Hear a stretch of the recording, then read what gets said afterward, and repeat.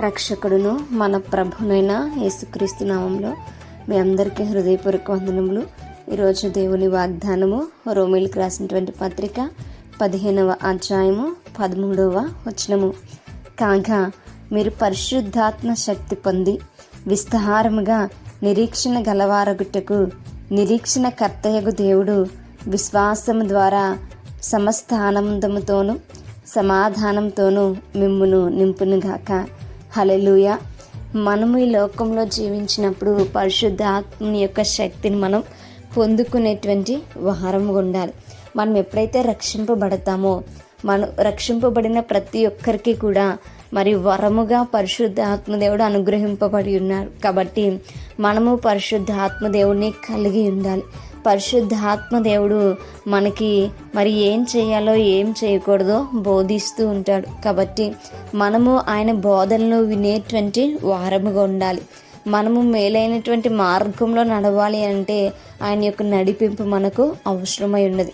కాబట్టి మనం పరిశుద్ధ ఆత్మ దేవుని యొక్క సహాయం కొరకు ఎదురు చూచేటువంటి వారముగా ఆయన నడిపిస్తున్నటువంటి మార్గంలో నడిచేటువంటి వారముగా మనం ఉండాలి.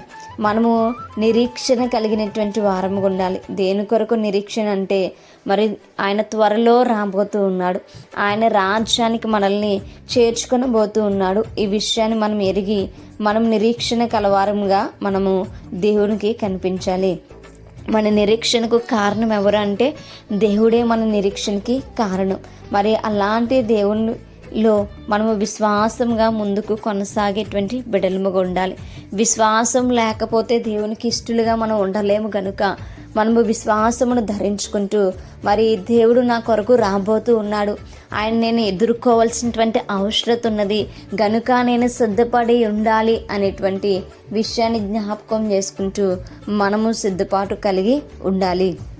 వస్తానన్న మన దేవుడు రాక మానడు. ఆయన త్వరలో రాబోతున్నటువంటి దేవుడు. ఆయన త్వరలో వస్తాడు అనేటువంటి నిరీక్షణతో మనం ఎదురు చూచినప్పుడు ఆయన మనల్ని సమస్త ఆనందంతోనూ సమాధానంతో నింపుతాడు. హల్లెలూయా.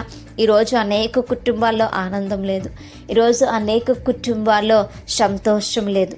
మరి సంతోషము సమాధానము కావాలంటే అది దేవుని సన్నిధిలో మాత్రమే మనకు దొరుకుతుంది. కనుక మనము నిత్యము కూడా దేవునితో అంటగట్టబడినటువంటి జీవితాలు జీవించేటువంటి వారముగా ఉండాలి.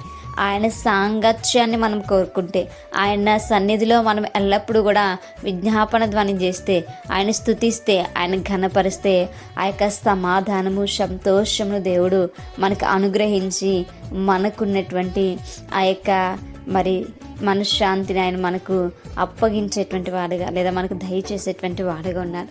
మన చింత యావత్తును ఆయన తొలగించేటువంటి దేవుడుగా ఉన్నాడు. కాబట్టి మనం నిరీక్షణ కలిగి ఉందాం. పరిశుద్ధాత్మ సహాయం చేత నడిపింపబడతాం.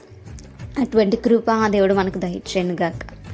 ప్రార్థించుకుందాం. పరిశుద్ధుడా మహాకరుడా మీకు వందనాలు. ప్రేమాస్వరూపి మీకు స్తోత్రాలు. మెచ్చమే ప్రభువా, అయా మీరే నా తండ్రి మాకు తోడుగా ఉండండి. అయా మీరే సమాధానం ఇచ్చేటువంటి దేవుడు ప్రభువా. నువ్వు తప్ప వేరొకరు ఎవ్వరు కూడా లేరు. అయా నీ సమాధానం అయా మాకు అవసరం. అయా నిరీక్షణ కలిగి విశ్వాసం కలిగి అయా ఎదురు చూచేటువంటి వారముగా అయా తరి ముందు కొరసు నాయన పనిచేసేటువంటి వారము ఉన్నట్టుకుని సహాయం దయచేయండి.